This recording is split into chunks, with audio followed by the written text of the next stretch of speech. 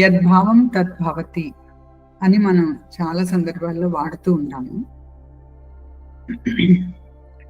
మనం ఏదైతే ఆలోచిస్తున్నామో, భావిస్తున్నామో అది మన నుండి ఒక వైబ్రేషన్ లాగా బయటికి వ్యాపించుతూ ఉంటుంది. ఇప్పుడు నేను మాట్లాడుతున్నాను, ఈ మాటలు అన్ని వైపులకి ఎలాగైతే వృత్తాకారంలో బయటికి వ్యాపిస్తున్నాయో, మనలో ఎటువంటి చిన్నదో పెద్దదో భావం కలిగినా అది వ్యాపించుతూ ఉంటుంది, యూనివర్స్లోకి వెళ్ళిపోతుంది, యూనివర్సల్ మ్యాగ్నెటిక్ ఫీల్డ్లోకి వెళ్తుంది. ఆలోచన తిరిగి ఆలోచన మంచిదా చెడ్డదా ఏవైనా సరే అలాగే వెళ్ళిపోతున్నాయి. సో అనేక మంది ఇప్పుడు సృష్టి ప్రారంభించిన దగ్గర నుంచి అనేక మంది చేసిన ఆలోచనలు, ఆ భావ ప్రకంపనలన్నీ కూడా మనకి ఆ యూనివర్సల్ మ్యాగ్నెటిక్ ఫీల్డ్లో నిల్వ ఉన్నాయి. సో మనం ఏదైతే ఆలోచించామో దానికి అనుగుణమైన ఆలోచనలు ఇంకా కొన్ని దానికి చేరి అవి తిరిగి మన దగ్గరికి వస్తాయి. ఇప్పుడు మనం కాజ్ అండ్ ఎఫెక్ట్ లో అదే కదా చెప్పుకుంటున్నాం. ఏదైతే మనం మన నుండి వెలువడిందో అది అది ఎటువంటి ప్రభావాలు ఎవరి మీద చూపించిందో ఆ ఫలితాలన్నీ కలుపుకుని మన మీదకి వస్తుంది, మన దగ్గర ఇంప్రింట్ అవుతుంది అని అనుకుంటున్నాం. సో ఏదైనా సరే, అది ఆ భావం ఏదైనా సరే అది బయటకు వెళ్తుంది, లైక్ మైండెడ్ని కలుపుకుని మళ్ళీ మన దగ్గరికి వస్తుంది. మీరు కొన్నిసార్లు మనం ఆశ్చర్యపోతూ ఉంటాం. మనం ఏదో ఆలోచించితే దానికి తగినట్లుగానే సంఘటనలు జరగటం కానీ, వ్యక్తులు రావటం కానీ, ఫోన్ చేయటం కానీ, జస్ట్ మనం ఆలోచించాం అంతే వాళ్ళ గురించి. ఆలోచనకి వాళ్ళది కూడా తోడై అది మన దగ్గరికి వస్తుంది. మన ఆలోచనల్ని పరిశుద్ధంగా ఉంచుకోవటం అందుకే చాలా అవసరం అని చెప్తారు వేదాద్రి మహర్షి క్లియర్గా. ఇప్పుడు మనం దైవ సాధన చేస్తున్నాము, ఈ విద్య బాగుంది, దివ్య జ్ఞానం అంటే 2 పాయింట్లు గుర్తుపెట్టుకోండి. ఒకటి దైవము, 2 దైవతత్వం. దైవతత్వం అంటే కారణఫలిత సిద్ధాంతము, దైవం అంతటా ఉన్నది అదే. సో ఈ 2 మర్చిపోకుండా ఉండాలి. ఈ దివ్య జ్ఞానం మనం అందరికీ ఇవ్వాలి అని అనుకుంటూ మాస్టర్స్ అయ్యారు కాబట్టి మనం పరిశుద్ధంగా ఉంచుకోవాలి. ఎటువంటి ఆలోచన వచ్చినా సరే అది అందరికీ మేలు చేసేదిగా ఉండాలి, ఇతరులకు కానీ మనకు కానీ. మనం కూడా దుఃఖం పొందకూడదు ఆలోచన వల్ల. ఇప్పుడు లా ఆఫ్ అట్రాక్షన్ అంటూ చెప్తున్నారు కదా, మనం ఏది మాట్లాడినా సరే దానికి అనుగుణమైన చేంజెస్ మనకు వస్తాయి. గురువు గారు ఏం చెప్పేవారంటే, మనకి ఏ ఆలోచన వచ్చినా దాన్ని అనుసరిస్తూ మన బాడీ రెస్పాండ్ అవుతూ ఉంటుంది. మన ఆలోచనలు ఘనీభవించి ఆ కెమికల్స్ గా మారిపోయి బాడీగా తయారైపోతుంది. సో మన ఆరోగ్యం ఏంటంటే మన ఆలోచన విధానమే మన ఆరోగ్యం కూడా. సో అది మనం అస్తమానం మీరు గమనించండి, నాకేం లేదు అని తోసేసుకుని తిరిగే వాళ్ళకి ఎటువంటి ఇబ్బంది ఉండట్లా ఆరోగ్యంలో. చిన్నవి ఉంటాయి, అది ఏదన్నా వస్తే వెళ్ళేసుకుంటారు, ఇబ్బంది అయితే ఊరుకుంటారు లేకపోతే. కానీ కొంతమంది చూడండి, ఈ రోజుల్లో చాలా మంది ఎలా చేస్తున్నారంటే, ఏదైనా ఒక్క ప్రాబ్లం వస్తే దానికోసం హాస్పిటల్కి వెళ్తాం, ఇంకా పదే పదే దీనికి అది వచ్చింది, దానివల్ల ఇది వచ్చింది, ఇలా ఉంది అలా ఉంది అంటూ కంప్లైంట్స్ చెప్తారు. మీరు వెళ్ళి ఒంట్లో ఎలా ఉందండి అని అడిగారు అనుకోండి, ఒక కథ మొదలైపోతుంది, అక్కడ స్టోరీ చెప్తారు, దానికి అలవాటు పడిపోతారు. అది అనుకోగా ప్రింట్ అవుతూ ఉంటుంది కదా, తిరిగి అదే అనుభవం వస్తూ ఉంటుంది. మనకి బాగా లేని విషయాలు వదిలేయటమే. అలాగే దుఃఖం కలిగించే సంఘటన ఏదైనా జరిగింది, పదే దాని గురించే ఆలోచించుతూ దాని గురించే మాట్లాడుతూ ఉంటే అటువంటి సంఘటనలే మళ్ళీ మనం సృష్టించుకుంటున్నాము అనేది మనం అర్థం చేసుకుని గుర్తు పెట్టుకోవాలి. సో ఏదైనా ఒకటి జరిగింది, బిట్టర్ ఎక్స్పీరియన్స్, వదిలేయటమే. ఒకప్పుడు మేము సెంటర్ పెట్టి క్లాస్ చెప్పేటప్పుడు నాకు అప్పుడు షిరిడి సాయి వాయిస్ లోపల ఇన్నర్ వాయిస్ వస్తూ ఉండేది. అప్పుడు ఒక ఆయన పెద్ద అనుకునేవాడు, ఒక ఆడిటర్ ఆయన వచ్చాడు. చాలా అందగానని ఆయన అనుకుంటాడు, కొంచెం లావుగా ఎత్తుగా మంచి కలరు బాగానే ఉంటాడు చూడటానికి. ఆయన వచ్చి బహుశా నాకంటే ఒక 15 సంవత్సరాలు పెద్ద, కానీ అతను చాలా ఈగోయిస్టిక్ గా ఉన్నాడు. నాకు అప్పట్లో ఈ ఈగో ఐడెంటిఫికేషన్ తెలియదు, నా బుద్ధికి ఏదొస్తే అది మాట్లాడటం తప్ప వాళ్ళు ఏమన్నా అనుకుంటారేమో, ఏమన్నా తర్వాత రీపర్కషన్స్ ఎలా ఉంటాయి అనే ఆలోచన కూడా లేదు. సెంటర్ జస్ట్ పెట్టేసాను, జస్ట్ లైక్ దట్. పెట్టిన కొత్త వచ్చేసి నాకు లోపల నుంచి అహంకారం ఉండకూడదు. అది దీని మీద ఏదో వచ్చింది. వస్తే చెప్పాను మామూలుగా ధ్యానం తర్వాత చెప్తే, ఏంటండి ఇంట్లోకి వచ్చారు. తర్వాత ఇంట్లోకి వచ్చి నలుగురిలో అనలేదు, కిందకొచ్చి ఏంటండి అహంకారం అంటారు, మీకు లేదా అహంకారం, అసలు మీరే అహంకారి అంటూ నాన్న మాటలు అనేసి వెళ్ళాడు. అంటే మనం తెలుసో తెలియకో మంచి చేస్తున్నాను అనుకుంటూ, మరి కరెక్టే కదా, నీకు అహంకారం అనేటట్టుగా మనం మంచి మొహం మీద అంటే వాళ్ళు హర్ట్ అవుతారు కదా, ఆ హట్టు మళ్ళీ మనం పొందాల్సిందే కదా. అయితే భగవంతుడి దయ వల్ల అక్కడికక్కడే వచ్చేసింది నాకు బ్యాక్, మళ్ళీ మళ్ళీ మళ్ళీ అనుభవించాల్సిన పని లేకుండా. సో మన భావాలు ఆ రకంగా గురువు గారు ఏమనేవారంటే, మనం ఇప్పుడు ఎవరికైనా ఏదైనా ప్రేమ లేకపోయినా ఉన్నట్టు మనం కనపడుతున్నాం కదా, చాలా సందర్భాల్లో హిపోక్రసీస్ చాలా ఎక్కువ మన జీవితంలో. ప్రేమ లేకపోయినా ఉన్నట్టు కనపడాలి, ఇష్టం లేకపోయినా ఇష్టం ఉన్నట్టు కనపడాలి, చూపించాలి. ఇలాంటి సందర్భాల్లో వారు ఏమనేవారంటే, మీకు అలాగా చూపించాల్సి వచ్చింది, కానీ లోపల కూడా అదే భావం పెట్టుకోండి, ప్రేమించండి, ఇష్టపడండి. అప్పుడు లేని భావం చూపించినట్టు అవ్వదుగా. ఏది చూపిస్తున్నామో అదే అంతరంగం కూడా సిద్ధపరచండి. దాన్ని బయటకు ఏది ఎక్స్ప్రెస్ చేస్తున్నామో దాన్ని లోపల కూడా ప్రింట్ చేసుకోండి. ఇది కొంచెం కష్టం కానీ పాసిబుల్. మనకి అంటే విన్నప్పుడు కొంచెం కష్టంగా ఉంటుంది, అది ఎలా కుదురుతుందని. కానీ మన యాక్సెప్టెన్స్ లెవెల్సే, యాక్సెప్ట్ చేయగలిగితే ఏం లేదు. ఎందుకంటే ఏ వ్యక్తితో మనం డీల్ చేస్తున్నా వాళ్ళు ఎందుకు మన ముందుకు వచ్చారంటే దానికి సంబంధించిన ఒక సంస్కారం అన్నారు బాబా, ఒక అంతర్ముద్ర అన్నారు వేదాద్రి మహర్షి. సో ఒక ఇంప్రింట్ లేకుండా మన ముందుకు ఎవరు రావట్లేదు, ఎటువంటి అనుభవం కూడా మనం పొందట్లా. సో మన లోపల ఇంప్రింట్ ఉంది కాబట్టి వాళ్ళు వచ్చారు. వాళ్ళతో డీల్ చేయాల్సి వచ్చినప్పుడు ఈ వీడితో చేయాల్సి వచ్చింది అని అసహించుకుంటూ చేసే కంటే లోపల ఇష్టం పెంచుకోవాలి. ఎలా అంటే అతడిలో భగవంతుని చూడాలి. ఎందుకంటే సకలము ప్రాణశక్తి సమూహాలే, అందరూ సకల జీవులు, మనుషులు కానీ జీవులు కానీ వస్తువులు కానీ అన్ని కూడా ప్రాణశక్తి యొక్క సమూహాలే. సో నేను కూడా అదే. సో ఆ ఐడెంటిఫికేషన్ మనకు వచ్చినప్పుడు ఈ మనోవికారాలు ఏవైతే ఉన్నాయో, మనకి ఇష్టము, అయిష్టము, ఈర్ష్య, ద్వేషము, ఇలాంటివన్నీ కూడా వదిలిపోతాయి క్రమంగా. ఓవర్ నైట్ అవుతాయి అని నేను చెప్పట్లా. సాధనలో భాగంగా మన మనసునంతా కూడా భక్తితో, ప్రేమతో నింపుకోవాలి భగవంతుడి పట్ల. ఆ భగవంతుడే మన ముందుకి వ్యక్తులుగా, రకరకాల రూపాలుగా మనకి తారసపడుతుంది. సో వాటితో కానీ వారితో కానీ డీల్ చేసేటప్పుడు అందులో దైవాన్ని చూడాలి. థియరిటికల్ గా చూడటం కాదు, నిజంగానే చూడాలి. ఇప్పుడు మనం బ్లెస్ చేస్తున్నాం, మీరు శత్రువుని బ్లెస్ చేయండి అన్నప్పుడు మనకి ఎవరైనా పడని వాళ్ళు ఉంటే ఎంతమంది చేయగలుగుతున్నారు? మనస్ఫూర్తిగా బ్లెస్ చేస్తే అక్కడ మార్పు వస్తుంది. అక్కడ మార్పు వచ్చి మన దగ్గరికి ఏదో వచ్చి చేసినా చెప్పినా మనకి ఇబ్బంది కలిగించే ఆలోచనలు తొలగిపోతాయి. వారిని తలుచుకోగానే వచ్చే ఆ శత్రు భావాలు ఏవైతే ఉన్నాయో వాటి వల్ల మనకి మళ్ళీ శత్రువులు తయారవుతారు. బాడీలో ప్రొడ్యూస్ అయ్యే టాక్సిక్ రసాయనాలు మన ఆరోగ్యాన్ని చెడగొడతాయి ఆ శత్రుత్వం వల్ల.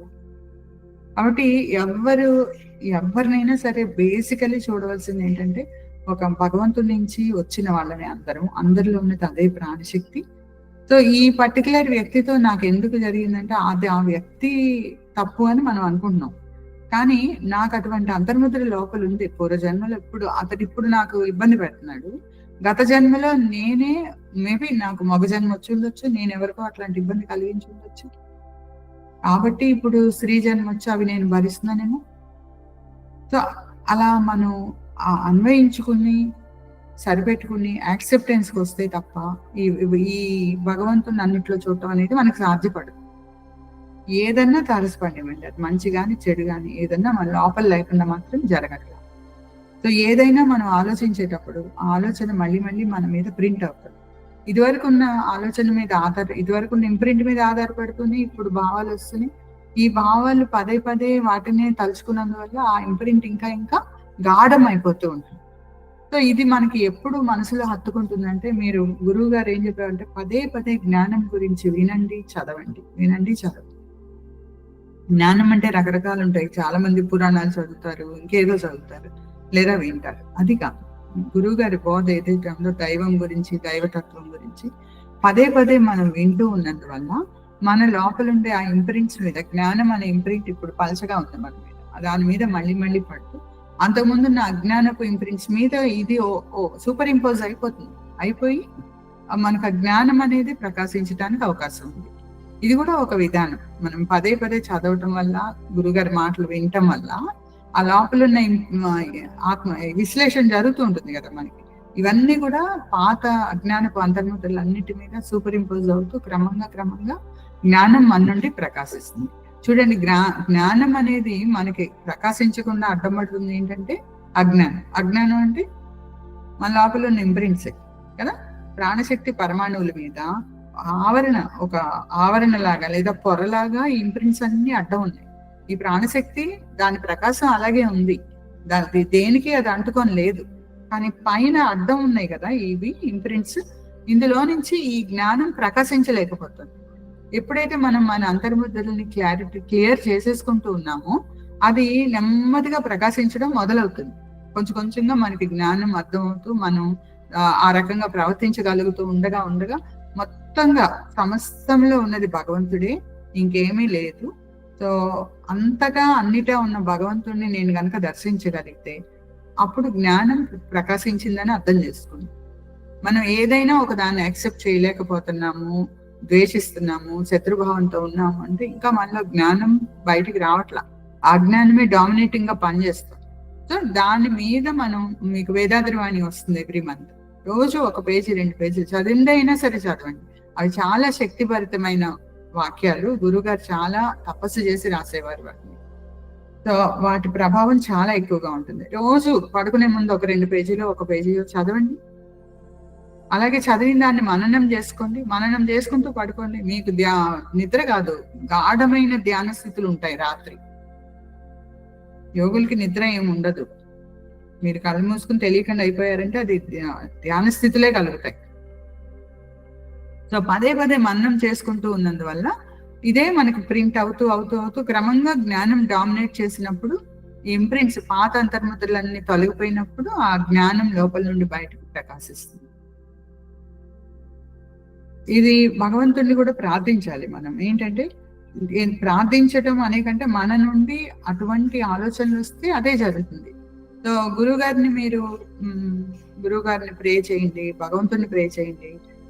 నువ్వు అవ్వాలి అని భగవంతుని ప్రే చేయండి. ఆ థాట్ కి అనుగుణమైన ప్రవర్తన చేసేలాగా మనం మారిపోతాం. మనకి ఆ వైబ్రేషన్స్ యూనివర్స్ అంతా ఉన్నాయి. గొప్ప గొప్ప ఋషుల వైబ్రేషన్స్ ఉన్నాయి, దైవానికి సంబంధించినవి ఉన్నాయి, ఆఖరికి దత్తాత్రేయుడికి సంబంధించినవి ఉన్నాయి, శివుడు, అన్నీ ఉన్నాయి. మనం దేన్ని ట్యాప్ చేస్తే అది మనకి అటాచ్ అయిపోతాయి అవి. సో నేను జ్ఞానం పొందాలి, నేను భగవంతుడిలో లయ చెందాలి, లేదా దైవాన్ని తెలుసుకోవాలి అనే భావాలు పదే పదే మనం చేస్తే కనుక ఆ స్థితి వస్తుంది. ఇప్పుడు శివగళంలో తపస్సు అన్నాం.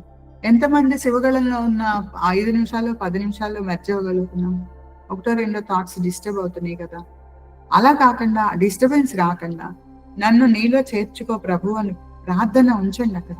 శివగళాన్ని ఒకవేళ ఊహించగలిగితే ఆ నిరామయ స్థితిలో మెర్జ్ అవ్వగలిగితే మంచిది. కానీ అయ్యేదాకా మనకు ఒక వీనింగ్ పీరియడ్ ఒకటి ఉంటుంది. అక్కడికి వెళ్ళి మనం వెంటనే కబుక్కును మెర్జ్ అవ్వలేము. ఇప్పుడున్న మనకున్న ఈ అంతర్ముద్రలతో కూడిన స్థితిలో వెళ్ళి గబగబా దాంట్లో మెర్జ్ అవ్వలేము. కానీ ప్రార్థన చేయగా చేయగా చేయగా మనకు ఒకనాటికి ఆ స్థితి వస్తుంది. ఓవర్ నైట్ రాకపోవచ్చు, కానీ కొంత సమయం మనం అదే పనిగా ప్రే చేస్తే దానికి అనుకూలమైన ఆలోచనలు, పరిస్థితులు ఏర్పడి మనకు అది లభిస్తుంది. సాధన మెకానికల్ గా నేను చేశాను అంటే కుదరదు. భగవంతుడు మెకానిక్స్ కి లొంగేది కాదు. అన్నిటికంటే పెద్ద మెకానిక్ ఆయన, ఒప్పుకోడు. అక్కడల్లా కావాల్సింది ఏంటంటే ఆయనలాగా మనం మారిపోవటం. సో సాధుత్వంతో మనం నింపుకోవటం ఇంపార్టెంట్. సకలం పట్ల ప్రేమను చూపించటం, అవ్యాజ ప్రేమ అన్నారు కదా, ఆ ప్రేమను అందరి మీద చూపించాలి, అందరిలోనూ దైవాన్ని గుర్తించాలి. అప్పుడు ఆటోమేటిక్ గా వి బికమ్ దాట్, నేనే అది అనే అనుభవం అప్పుడు వస్తుంది మనకి. పటిదాకా ప్రేయర్ ఉంచండి. ప్రే చేస్తూ శివగళం గురించి మనం ఏమేమి వర్ణించుకున్నామో ఆ వర్ణనలు గుర్తు తెచ్చుకుంటూ ఉండండి. శివగళంలో ఉన్నప్పుడు. సో క్రమంగా అదేంటో తెలుసుకోవాలి అనే తపన మనలో ఒక పాయింట్కి వెళ్ళినప్పుడు అందుతుంది.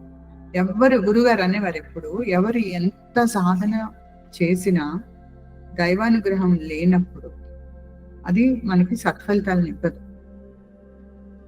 గురువు ఇచ్చిన సాధన చిన్నదైనప్పటికీ అంకిత భావంతో తక్కువ సమయమైనా సరే ప్రతిరోజు నియమితంగా మనం సాధన చేసుకుంటూ పోతే, వదిలిపెట్టకుండా గుర్తు చేసుకుంటూ భగవంతుడు ఉంటే, అది ఎంత చిన్న సాధన అయినా సరే అది మనకి పరిపక్వత కలిగిస్తుంది. గురువు అనుగ్రహం, భగవంతుడి అనుగ్రహం మనకి అందేలాగా చేస్తుంది. సో ఇక్కడ సిస్టమేటిక్ గా మనం చేస్తున్నామా అనే దానికంటే కూడా మనలో ఆ సరెండరింగ్ ఉండాలి. భగవంతుడి పట్ల, గురువు పట్ల సరెండరింగ్ ఉంటే అది తొందరగా మనకు అందుతుంది. సో మెకానికల్ గా వస్తుంది, నేను ఇంత సాధన చేశాను, ఇంత చేశాను, సేవ చేశాను అనే దానికంటే కూడా ఇవి చేసుకుంటూ కూడా సరెండరింగ్ అనేది లేకపోతే అక్కడ అది కనెక్ట్ అవ్వదు. సో కనెక్ట్ అవ్వాలి, మనకి దైవం కనెక్ట్ అవ్వాలి. ఆ కనెక్ట్ అయినప్పుడు మనకే తెలుస్తుంది, మనలో వచ్చే మార్పులు మనకే తెలిస్తే బయట వాళ్ళకు కూడా తెలుస్తుంది. అయితే మనం ముక్తి సాధన చేసేది బయట వాళ్ళకి తెలియడానికి కాదనుకోండి, కానీ ఇప్పుడు మనం మాస్టర్స్ గా తయారైనాక అనేక మందికి మీరు దీక్షలు ఇవ్వగలుగుతారు, అనేక మందిని మళ్ళీ ఈ మార్గంలో నడిపించగలుగుతారు. సో దానికోసం మనం ఆ ఉద్దేశం పెట్టుకుని కనుక భగవంతుని, గురువుని ప్రే చేసినట్లయితే అందుకు మీకు ఏదేది అవసరమో అన్ని కూడా యూనివర్స్ నుంచి మీకు అందేలాగా గురు సంకల్పం మనకి పనిచేస్తుంది. సో మనం అడుగుతాం, అంటే గురువే ఇస్తాడా అంటే యూనివర్స్ ఇస్తుంది. గురువే ఇస్తాడా అని కాదు, మనం గురువుని, మనకు ఒక పద్ధతి ఉంది, మనకు ఒక గురువు ఉన్నారు కాబట్టి గురువుని మనం ప్రార్థించినప్పుడు అది తొందరగా ఫుల్ఫిల్ అవటానికి అవకాశం ఉంది. ఎందుకంటే గురువు యొక్క చైతన్య రూపం కూడా మనకి బయట ఉంటుంది కదా, పరబ్రహ్మంలో కలిసి ఉంటుంది.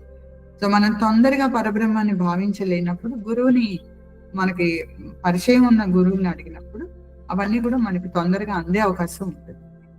అందుకే మనం గురు సాక్షాత్ పరబ్రహ్మ అని పాడుకుంటున్నాం కదా ప్రతిరోజు. సో భగవంతుడే గురువు, గురువే భగవంతుడు. అలాగని ఆ నామరూపాలకి అటాచ్ అయిపోయి ఉండొద్దు మీరు. ఏదైతే టీచింగ్ మనకు వస్తుందో, గురు బోధ మనకు ఒక వ్యక్తి ద్వారా వస్తుందో దాన్ని తీసుకోండి. అది స్వయంగా భగవంతుడే ఈ ఒక ప్యూరిఫైడ్ సోల్ ద్వారా మనకు అందుతుంది ఈ బోధ అనేది అర్థం చేసుకోండి. గురువు అంటే అంతే. రేపు మనం కూడా మాస్టర్స్ అయ్యాక నేను గురువు అని పెట్టుకోకండి ఎప్పుడు. మొన్నెప్పుడో వేదాద్రి మాస్టర్ గారిది ఒక చిన్న వీడియో పెట్టారు. గురువు అంటూ ఆయన చెప్పారు, గురువు అంటూ ఏమి ఉండదు అక్కడ. నేర్చుకునే వాళ్ళు వచ్చి గురువు గారు అంటున్నారు, కానీ నిజానికి గురువు అయిపోవటం అలా ఏం ఉండదు. ఎక్కడైతే ప్యూరిటీ ఎస్టాబ్లిష్ అయిందో అక్కడి నుంచి టీచింగ్ వస్తుంది.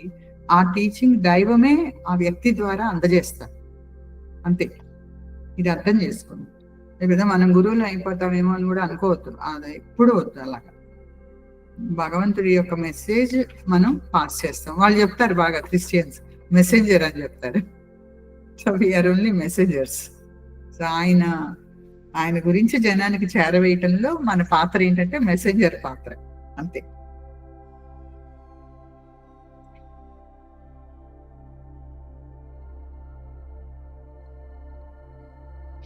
ఇప్పుడు మనం ఇంట్రొడక్షన్ ఎలా చెప్పాలి అనేది, ఇప్పుడు మీరు అందరితో నేను చెప్పించడం అనేది కొంచెం మీకు ఇబ్బంది, టైం కన్జ్యూమింగ్ కాబట్టి నేను చెప్తా. మొత్తంగా శివసిద్ధి కుండలిని యోగాలో ఒక 5 అంశాలు మనం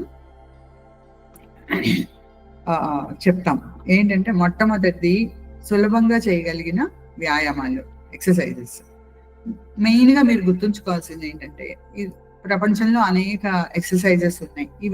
వీటి విశిష్టత ఏంటంటే, ఇది వేదాద్రి మహర్షి గారు అనేక సంవత్సరాలు పరిశోధన చేసి మోడర్న్ ఏజ్ లో జనం అనేక ఎక్సర్సైజెస్, వ్యాయామాలు చేయడానికి టైం ఉండదు కాబట్టి ఆయన ఏవైతే ఒక వ్యక్తికి జీవితకాలం ఆరోగ్యాన్ని ఇవ్వగలుగుతాయో అటువంటి సెట్ ఆఫ్ ఎక్సర్సైజెస్ ఆయన తయారు చేశారు, రూపకల్పన చేసి అందజేశారు. సిద్ధ పురుషుడు కాబట్టి ఆయన వాక్కు నెరవేరుతుంది. 8 సంవత్సరాల నుంచి 80 సంవత్సరాల వయసు వారు ఏ వయసులో అయినా సరే మొదలుపెట్టి సాధన చేసుకునే రకంగా ఉంటుంది. జీవితకాలం వాళ్ళు ప్రాక్టీస్ చేసుకోగలుగుతారు అండ్ చివరి దాకా ఆరోగ్యంగా బ్రెయిన్ ఫిట్నెస్ తో ఉంటారు. ఇది గుర్తు పెట్టుకోండి, ఈ పాయింట్స్ ఇంతవరకు ఎక్సర్సైజ్ కి సంబంధించి. ఇది ఎలా జరుగుతుంది అంటే, లోపల మన ప్రాణశక్తి ప్రసారాలు సరిచేయటం ద్వారా ప్రాణశక్తి ప్రసారం ఇప్పుడు మనం బ్రీదింగ్ తీసుకుంటున్నాం కానీ చాలా షాలో బ్రీతింగ్ ఉంటుంది, మొత్తం అన్ని కణాలకి వెళ్ళట్లా. సో ప్రాణశక్తి ప్రసారాలు సరి చేయటం ద్వారా ఎండోక్రైన్ గ్లాండ్స్ అన్ని కూడా ప్రాపర్ గా ప్రాణశక్తి వెళ్ళినందువల్ల అవి సరిగ్గా పనిచేయటం ద్వారా అవి మనకి లోపల నుండి ఆరోగ్యాన్ని కలిగిస్తాయి. సో ఇది ఈ పాయింట్స్ ఇంతవరకు మీరు గుర్తుపెట్టుకోండి. తర్వాత ధ్యానం ఏంటంటే కుండలిని ధ్యానం చేస్తుంది. కుండలిని మీరు ఎలా చేస్తారు? మూలాధారం నుంచి డైరెక్ట్ గా ఆజ్ఞా సహస్రారం చేస్తాము అని చెప్తున్నాను కదా. సో ఇది వేదాద్రి మహర్షి గారు రూపకల్పన చేశారు, సేమ్ మోడర్న్ ఏజ్ కోసమే చేశారు. గంటలు సాధన చేయటం కుదరదు కాబట్టి 1 గంటన్నర పొద్దున 1 గంట సాయంత్రం సాధన చేసుకోవడానికి వీలుగా డెవలప్ చేశారు. సో ఇందులో మెయిన్ కాన్సెప్ట్ ఏంటంటే మనకు అన్ని దుఃఖాలకి కానీ ఇబ్బందులకు కానీ కారణం ఏంటంటే మన ఎమోషన్స్. చాలా వరకు మనందరం కూడా ఎమోషన్స్ తోనే పని చేస్తున్నాం. సో ఎమోషన్స్ తగ్గాలి. ఎమోషన్స్ కి కారణం ఏంటంటే మనసు వేగంగా పనిచేయడం, మనోవేగం. కాబట్టి ఆ మనోవేగాన్ని తగ్గించటం కోసం ఆయన సంకల్పించి డిజైన్ చేశారు అని అనుకోవచ్చు వీటిని. సో మూలాధారం నుంచి డైరెక్ట్ గా ఆజ్ఞ, అప్పుడు మనోవేగాలు మైండ్ ఫ్రీక్వెన్సీస్ గురించి మనం చెప్పచ్చు. ఏంటంటే కొంచెం చదువుకున్న వాళ్ళైతే మైండ్ ఫ్రీక్వెన్సీస్ చెప్తాం, లేదంటే మనోవేగం తగ్గుతుంది అని చెప్పొచ్చు మామూలు వాళ్ళకి. సో మూలాధారంలో ఉన్నంత వరకు మన ప్రాణశక్తి ఎలా పనిచేస్తుంది మన లోపల అంటే అత్యంత సూక్ష్మమైన పరమాణువులుగా ఉండి కొన్ని కోట్లు అటువంటివి ఆత్మ ప్రదక్షిణ చేస్తూ 72,000 నాడుల ద్వారా శరీరం అంతా పరిభ్రమించుతూ ఉంటాయి. సో ఇవి సజావుగా ఉండడమే మనకి ఆరోగ్యం, సజావుగా ఉండడమే మానసిక ఆరోగ్యం కూడా.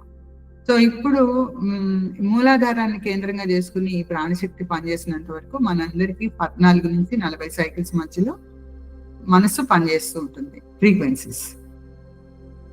ఇప్పుడు ఆజ్ఞా చక్రంలోకి ఎప్పుడైతే రేజ్ చేసి ధ్యానం చేయటం మొదలు పెట్టామో ఇది 8 నుండి 13 సైకిల్స్ మధ్యలో పనిచేయడానికి మొదలవుతుంది. 8 to 13 సైకిల్స్ పర్ సెకండ్. తర్వాత సహస్రారంలో మనం దీక్ష తీసుకున్న తర్వాత సహస్రారంలో ధ్యానం బాగా కుదిరేటప్పుడు మనకి ఇది 4 to 7 సైకిల్స్ మధ్యలోకి డౌన్ అవుతుంది.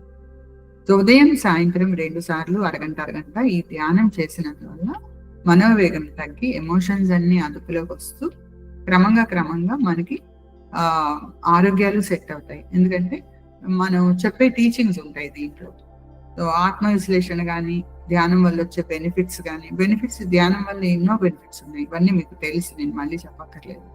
ధ్యానం చేసినందువల్ల స్ట్రెస్ ఉండదు, మనోవేగం తగ్గుతుంది కాబట్టి స్ట్రెస్ ఉండదు, అన్ని ప్లాన్ ప్రకారం చేసుకోగలుగుతాం, క్లారిటీ ఆఫ్ మైండ్ ఉంటుంది, ప్రాబ్లం వస్తే సాల్వ్ చేసుకోగలిగిన కెపాసిటీ పెరుగుతుంది. అలాగే పర్సనల్ రిలేషన్షిప్స్ మెరుగవుతాయి, ఎందుకంటే ఎదుటి వ్యక్తి భావాలు మనకు అర్థమవుతూ ఉంటాయి కాబట్టి దాన్ని బట్టి మనం మెనూవర్ చేసుకోవచ్చు. అలాగే కుటుంబ సభ్యులందరూ కలిసి ఈ ధ్యాన సాధన చేసినందువల్ల చాలా తొందరగా డెవలప్మెంట్ ఉంటుంది, ఆధ్యాత్మిక అభివృద్ధి ఉంటుంది, ప్లస్ లైఫ్ లో కూడా అభివృద్ధి ఉంటుంది. ఎందుకంటే మనం ఇప్పుడు చూడండి, ఒక బండికి 2 ఎడ్లు ఉంటే ఒక ఎద్దు ఒకవైపు ఒక ఎద్దు ఒకవైపు వెళ్తే బండి తిన్నగా వెళ్తుందా? 2 ఒకే వైపు నడిస్తేనే బండి తిన్నగా నడుస్తుంది. అలాగే ఒక కుటుంబంలో అందరూ తలా ఒక రీతిలో ఆలోచించుతూ ఉంటే ఏది కూడా సక్సెస్ అవ్వదు. అందరం లైక్ మైండెడ్ గా ఒకే ఫ్రీక్వెన్సీలో కనుక ఉన్నట్లయితే తప్పకుండా కుటుంబం అభివృద్ధి చెందుతుంది, పిల్లలు మనోవికాసంతో పెరుగుతారు, అలాగే ఇంట్లో శాంతి నెలకొంటుంది. అది ఇంపార్టెంట్. ముఖ్యంగా నాగేశ్వర మహర్షి గారు స్ట్రెస్ చేసింది ఏంటంటే కుటుంబ శాంతి అవసరం. చాలా మంది మిడిల్ క్లాస్ లో ఇది లేకనే రోడ్ల మీద తిరుగుతూ ఉంటారు. చాలా మంది మగవాళ్ళు కుటుంబంలో శాంతి ఉంటే ఇంట్లోనే కూర్చుంటారు సాయంత్రం వెళ్ళి. సో కాబట్టి దీని గురించి మీరు చెప్పరు, ఇట్లాంటివి బెనిఫిట్స్ అనేకం మీరు దీంట్లోకి వెళ్ళి తెలుసుకోవాలి అనే ఐడియా మీకు వస్తే కనుక దానికి సంబంధించినవి అన్ని మీకు మ్యాటర్స్ అందుతూనే ఉంటాయి, గురువు గారి మ్యాటర్స్ మీకు అందుతాయి చెప్పేటప్పుడు. సో ఇది ధ్యానం గురించి. తర్వాత నెక్స్ట్ మనం చెప్పేది ఏంటంటే ముఖ్యంగా ఆత్మ విశ్లేషణ.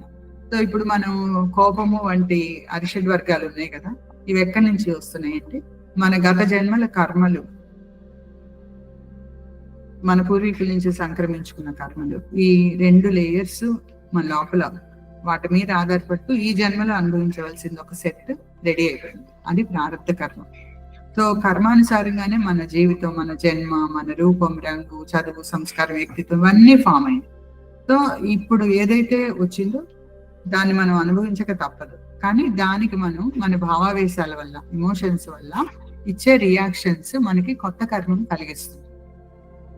సో వ్యక్తిత్వం మీద, ఈ వ్యక్తిత్వం ఇప్పుడు ఎలా వచ్చిందంటే ప్రారంభ కర్మ మీద ఆధారపడుతూ ఈ జన్మలో మనకు ఒక వ్యక్తిత్వం ఏర్పడింది చిన్నతనం నుంచి ఇప్పటి వరకు. ఈ వ్యక్తిత్వం నుండి అహంకారం వచ్చింది. అహం అంటే కూడా వ్యక్తిత్వం, నేను అంటే అహం. సో అహం అంటే నేను. సో ఈ అహంకారం నుండినే నేను, నాది అనే స్వార్థ మమకారాలు వచ్చాయి. ఈ స్వార్థ మమకారాల వల్లే అన్ని అరిషడ్ వర్గాలు వచ్చాయి. అరిషడ్ వర్గాలు అంటే శత్రు సమూహాలు, అంతఃశత్రువులు, కామ, క్రోధ, లోభ, మోహ, మద, మాత్సర్యాలు. సో ఇవన్నిటిలో ఎంతో కొంత ప్రతి వ్యక్తిలో ఉంటాయి. ఇప్పుడు లేవనుకోండి, కానీ గత జన్మల నుండి వచ్చిన ఇంప్రింట్స్ లో ఉండొచ్చు కదా. మన లోపల 55 కోట్ల సంవత్సరాల నుంచి అనేక జన్మలుగా ఉన్న ఇంప్రింట్స్ ఉన్నాయి. అందులో ఎక్కడైనా ఒకటి అది ఉండొచ్చు దానికి సంబంధించి. సో అందుకని మనం ఏం చేస్తామంటే ఆత్మ విశ్లేషణ తరగతులు, క్లాసెస్ పెట్టుకుని ఒక్కొక్క ఎమోషన్ ని తీసుకుని ఆ ఎమోషన్ వల్ల ఏం జరుగుతుంది, శారీరకంగా ఏం జరుగుతుంది, మానసికంగా ఏం జరుగుతుంది, రిలేషన్షిప్ వైస్ ఏం జరుగుతుంది, ఇవన్నీ మనం డీటెయిల్డ్ గా తెలుసుకుంటూ మన ఆత్మ విశ్లేషణ చేసుకున్నందువల్ల మన లోపల ఏవైనా ఇట్లాంటి క్వాలిటీస్ ఉన్నాయా ఉంటే మనం తొలగించుకోవడానికి కొంత ప్రయత్నం చేయాలన్నమాట. ఏదైనా ఒకటి ఐడెంటిఫై చేసాం, ఊరికే ఫర్ ఎగ్జాంపుల్ లోభగుణం ఉంది అనుకుందాం. ఆ లోభగుణం గురించి ఆలోచించుతూ అది ఉండకూడదు అనేది డెసిషన్ చేసుకున్నాక ఒక సంకల్పం చేసుకుని నాలో ఈ గుణం నేను తొలగించుకుంటాను అని అనుకుని తురియ ధ్యానం, సంకల్పంతో తురియ ధ్యానం చేసి మీకు మీరే సుఖినభవంతు చెప్పుకోండి. ఈ గుణం నాలో తొలగిపోవాలి, సుఖినభవంతు అని చెప్పుకోండి. మీరు అది వదిలించుకోగలుగుతారు. సెల్ఫ్ సజెషన్ లాగా పదే పదే అనుకోండి, ఇది వద్దు వద్దు వద్దు అంటే ఆ గుణం మీద ఈ ప్రింట్ అవుతూ క్రమంగా మనం దాన్ని వదిలించుకోగలుగుతాం. అలాగే ఏ అలవాటైనా అంతే, ఎటువంటి ఆలోచన అయినా అంతే. చాలా మంది చెప్తారు నెగిటివ్ ఆలోచన. సో ఈ ధ్యానం చేస్తూ మనం సుఖినభవంతు చెప్పేటప్పుడు అన్ని సెట్ అవుతాయి. మీ జీవితం సుఖంగా సాగేలాగా ఇది ఒక మహామంత్రం లాగా ఇచ్చారు గురువులు. కాబట్టి ఇది కూడా చెప్పచ్చు, మీరు సుఖినభవంతు అనే దాని గురించి కూడా చెప్పచ్చు. సో ఆత్మ విశ్లేషణ గురించి కూడా, ఏ కోపం ఉంది, ఎవరు ఏది లేకుండా ఎవరు ఉండరు. కోపం లేకుండా అసలు ఎవరు లేరు ఈ రోజుల్లో. మీరు చూడండి, ఒత్తిళ్ళు ఎక్కువైపోయింది లైఫ్ లో. కోపం అనేది ఏదో ఒక టైంలో వస్తుంది. కొంతమందికి సాగితే ప్రదర్శిస్తారు, సాగకపోతే ఆక్రోశిస్తారు కదా. ఇప్పుడు మనం మన పైన ఉన్న వాళ్ళు ఎవరి దగ్గర మనం తలంచుకునే పరిస్థితి ఉందనుకోండి, వాళ్ళ అహంకార ప్రదర్శన చేసినప్పుడు మనకు కోపం వస్తుంది లోపల. కానీ మనం ఏం చూపించలేము. దాన్ని చూపిస్తే ఇంకా పరిస్థితి వికటిస్తుంది. అప్పుడు భరించినట్టు సహించినట్టు పైకి కనపడ్డ లోపల తిరుగుబాటు వస్తుంది మనకి కదా. అప్పుడు ఆక్రోశిస్తాం, నన్ను ఇలా అన్నారు అని కొలీగ్స్ అందరితో చెప్పుకుంటాం. అది లేకపోతే మన చుట్టుపక్కలతో, లేకపోతే బంధువులతో. కాబట్టి అది మంచిది కాదు. కాబట్టి ఈ పాయింట్ మీద మనం ఎవరికైనా కోపం ఉంటుంది కాబట్టి ఇవన్నీ కూడా వదిలించుకోవచ్చు అని చెప్పొచ్చు. తర్వాత నాలుగవది కారణఫలిత సిద్ధాంతం. యాక్చువల్లీ ఇది మనం మూడవదిగా చెప్పుకోవచ్చు. కారణఫలిత సిద్ధాంతం గురించి సంపూర్ణమైన అవగాహన కలిగేలాగా చెప్పొచ్చు మనం. మీకు అందరికీ వచ్చు కాబట్టి నేను మళ్ళీ రిపీట్ చేయట్లేదు. దీని తర్వాత మనం ఫైనల్ గా భగవంతుడి గురించి, ఇప్పుడు రకరకాల నామరూప విశేషణాలతో కూడిన దేవతారాధనలు చాలా మంది చేస్తూ ఉంటారు. కాబట్టి అది కరెక్టా కాదా అనే దాంట్లోకి మనం ఎప్పుడూ వెళ్ళదు. నువ్వు చేసేది కరెక్ట్ కాదని ఎవరితో అనదు. కానీ దైవంతో అనుసంధానం పొందడానికి ఇది మార్గం కాబట్టి ఇది ఉన్నతమైందని చెప్పండి. అలాగే భగవంతుడు ఆ నిర్గుణ స్థాయి అర్థం చేసుకునే వరకు వాళ్ళు సగుణాలు ఉంటారు. అలాగే ఉండనివ్వండి, వాళ్ళు ఎవరిని మనం డిస్టర్బ్ చేయొద్దు. సో ఫైనల్ గా ఏంటంటే భగవంతుడి గురించి అర్థం చేసుకునే వాళ్ళకి, ఆ స్థాయి వచ్చిన వాళ్ళకి వివరించండి. సో బ్రహ్మజ్ఞానం అది భగవంతుడు ఈ 5 అంశాలతో కూడి ఉంది. కాయసిద్ధి ఇందులో మోస్ట్ ఇంపార్టెంట్ కాయసిద్ధి. సో కాయసిద్ధి గురించి కూడా చెప్పండి. ఎలా అంటే టెక్నిక్ చెప్పద్దు, కానీ దాని గురించిన వివరాలు కొన్ని మీరు చెప్పొచ్చు. అది ఇండివిజువలైజ్ చేయండి. చిన్నవాళ్ళు ఉన్నారు, వాళ్ళకి ఏం అవసరం అంటే వాళ్ళ కెరీర్ బిల్డప్ అవసరం, సెల్ఫ్ కంట్రోల్ అవసరం, దుర్వ్యసనాలు ఏమైనా ఉంటే వాటిని వదిలించుకోవాల్సిన అవసరం. కాబట్టి మన కాయసిద్ధి కనుక వాళ్ళు చేస్తూ ఉంటే క్రమంగా అదొక్కటి రెగ్యులర్ గా చేస్తుంటే ఏ దుర్వ్యసనాలు ఉన్నా వాళ్ళు వదిలేసుకోగలుగుతారు. సచ్చీలత అనేది వాళ్ళ క్వాలిటీగా డెవలప్ అవుతారు. చిన్నవాళ్ళు వాళ్ళలో గుడ్ పర్సనాలిటీ డెవలప్మెంట్ ఉంటుంది. అలాగే సెల్ఫ్ కాన్ఫిడెన్స్ చాలా బాగుంటుంది. ధీశక్తి అన్నారు దీన్ని. ఎటువంటి సిచ్యువేషన్ లైఫ్ లో వచ్చినా చాలా ధైర్యంగా వాళ్ళు ముందుకు వెళ్ళగలుగుతారు, ఫేస్ చేస్తారు, ఛాలెంజ్ని గెలుస్తారు. గెలిచినా గెలవకపోయినా తట్టుకుని మళ్ళీ ముందుకు వెళ్ళగలిగిన మనస్థైర్యం వాళ్ళకి వస్తుంది. ఇప్పుడు ఇవాళ అదే లోపిస్తుంది యూత్ లో. అయితే వీళ్ళకి అహంకారాన్ని సాగిస్తూ పెంచుతున్నాం మనము. దానివల్ల ఏంటంటే నాకేం ఎదురులేదు అన్నట్టుగా పెరిగే వాళ్ళకి ఎక్కడైనా ఒక చోట దెబ్బ తగిలితే తట్టుకోలేక వెళ్ళి సూసైడ్ చేసుకుంటున్నారు. అది కరెక్ట్ కాదు. సో ప్రతి వ్యక్తి కూడా ఆత్మస్థైర్యంతో జీవితాన్ని ఎదుర్కోగలిగినట్లుగా కాయసిద్ధి తయారు చేస్తుంది. కాబట్టి కాయసిద్ధి మీద ఎంతసేపు అయినా చెప్పొచ్చు మనం. ఆ బుక్ ఒకసారి చదువుకోండి, క్వాలిటీస్ అందులో చెప్పినవన్నీ ప్రతి పదం కరెక్టే. అది మేము అనుభవంగా చూసాం.